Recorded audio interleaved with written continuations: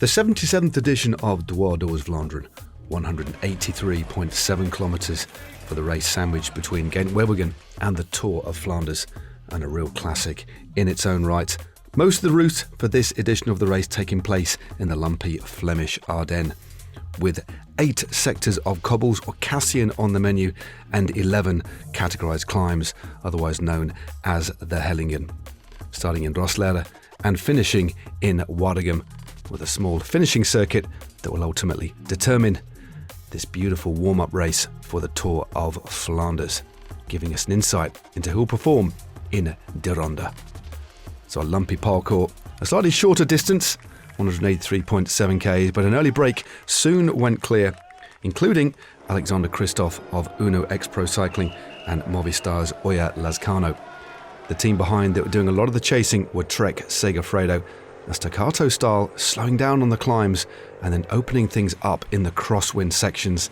With about 83 k's to go, the break enjoyed a lead of around 2 3/4 minutes as we headed into the dense section of multiple climbs. Julien Alaphilippe accelerated for Soudal Quickstep on the lower slopes of one of these climbs. He unchipped his chain, and unfortunately for Tim Merlier, he crashed and was taken out of the race.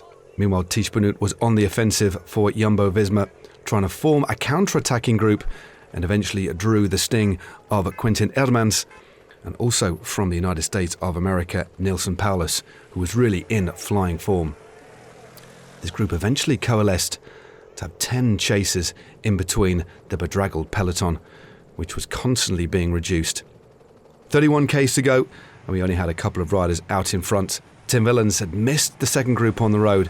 UET Memrits not represented in that group. He tried in vain to go clear, but meanwhile there were 2 riders out in front. From Movistar, Oya Lazcano, the 23-year-old, and the veteran Alexander Christophe of Uno X Pro Cycling. They were eventually caught with only just under 6 kilometres to go. It was a brave performance. Meanwhile, Soudal Quickstep, who'd missed that move out in front, were trying to bring things back. Mikel Honore tried a move, but was closely flanked by Tiesj Benoot, one of 2 members of Jumbo-Visma in that group. Christophe Laporte also there. Jonathan Narvaez there from the Ineos Grenadiers as well. Valentin Madouas there in the navy blue of FDJ. Then there was an attack on the left-hand side. Biding his time, it was Christophe Laporte, already a winner in Ghent-Wevelgem. And remember, Jumbo-Visma had won every single cobble classic. Het Nieuwsblad, E3, Ghent-Wevelgem, and it looked as if they were going to take victory in Dwars door Vlaanderen. There was a late counter-attack by Neilson Powless and a very brave move by Oya Lazcano, the Spaniard, who'd been away all day.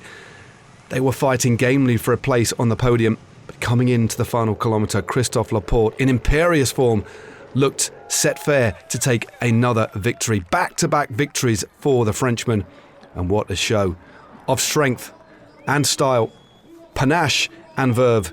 Jumbo-Visma, absolutely unstoppable. 2 wins from 2 and 5 wins from 5 for Jumbo-Visma. An important solo win there for Christophe Laporte. It was an absolute nail-biter, a thriller for the next 2 steps on the podium. Eventually it was the Spaniard. Smile with delight as he crossed the line. Lazcano in second place. Third place went there to Neilson Powless. It was congratulations all round for the Frenchman, and an impeccable season so far for the all-conquering Jumbo-Visma team. And there was the moment. He wrote history. Jumbo-Visma, 5 wins from 5, which augurs well ahead of De Ronde. So Christophe Laporte took the win ahead of Oya Lazcano Lopez of Movistar. Neilson Powless rounding out the podium. Then we have Jesper Philipsen, Mads Pedersen, Arnaud Delis, David Ballerini, André Pasqualon, Oliver Legac and Nils Pollitt. So Laporte adding another cobble classic to his palmares ahead of a delighted Lazcano and an in-form Neilson Powless. Well, I hope that whetted the appetite ahead of De Ronde on Sunday.